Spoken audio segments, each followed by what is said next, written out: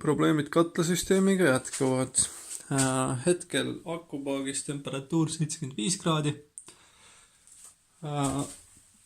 Esimese korruse põrandakütte pealevoolu temperatuur on mingi 22,5 ja tagasivool samuti 22,5 ja kolmikkraan on pandud käsitsi juhtimise peale ja kraan on avatud umbes 25% ja kraan on olnud avatud selliselt 24 tundi. Pump töötab, pump on teises astmes, surinat on kuulda, seinas on. Akupaagile minevad kraanid on avatud. Kui ma nüüd keeran kraani 50 kraadi või 50% avatuks, siis pilt püsib muutumatuna, mitte mingit liikumist ei toimu. Sisuliselt on kaheldav, kas üldse veeringvool läbi akupaagi toimub hetkel.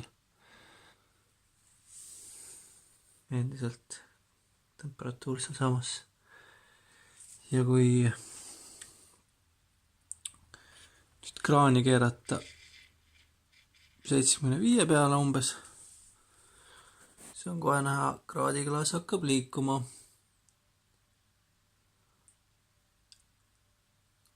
Nii, liigub üles 30, 35, 40,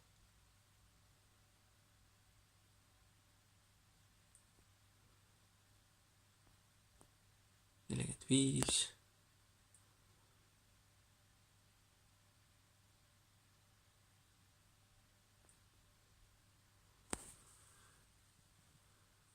51 ja nii edasi. Ühesõnaga sisuliselt reguleerimisvahemik on kusagil 50 ja 75% juures, mis on nagu selgelt liiga vähe.